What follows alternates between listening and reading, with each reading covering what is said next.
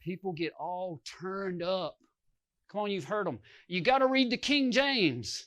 Only the King James. This translation's not any good. You're going to get fooled. Guys, that's why God gave the Holy Spirit. Translations don't matter. If you truly are filled with the Spirit of God, He tells me all the time, that's not written right. Go look at the Greek. And sure enough, you go look at it. He said, no, that points to this. Over here in Ezekiel, it points to that. He said, when you understand it, all hooks up. You look at it, sure enough, you can lay it out. Why? Because the Spirit is my gift, not that. This is good. Men need this because we're very unspiritual, even as born-again people. This is our guide, and everything in it's right. But only when taken in the context of the Holy Spirit can you understand it all correctly. That's why many scholars think there are things that don't make sense in here. Scholars have trouble putting stuff together. How does this? He said it here. He didn't say it there.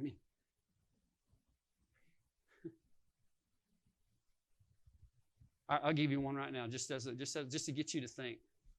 And if you've read the Bible a lot, this will make sense to you. Jesus told his disciples, he said, "You don't let anybody call you rabbi," which is shepherd. Don't let anybody call you shepherd or either. And then there's Paul saying that God set in the church apostles, prophets, evangelists, pastors, shepherds, teachers, which those seem opposite. Like he just told his guys, none of you are going to be called rabbi, teacher. And then here's Paul in Romans, and he's saying, Ephesians 4, excuse me. And he's saying there are teachers, there are pastors. And Jesus has said, don't let anybody call you teacher. Don't let anybody, you only have one shepherd. How do you explain that? They seem to contradict. How do you explain it? They don't know how to explain it, most of them. One's wrong, right? No, not at all. If the Holy Spirit would just reveal to you the context, in Jesus' day, people chose rabbis to follow.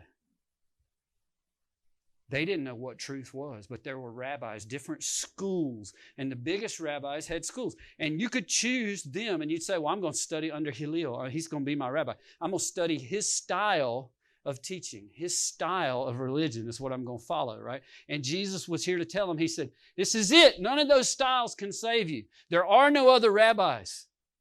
This is not to start a new sect of Judaism. See, he had to tell them that because they didn't know, because there were all these different sects of Judaism, and they just thought, many of them, well, we're just starting a new one.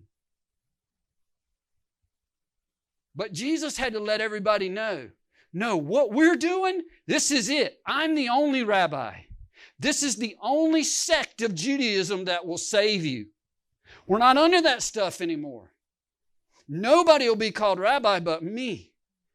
In Judaism, with this way, the way of Christ, that we are starting is the only way to be saved.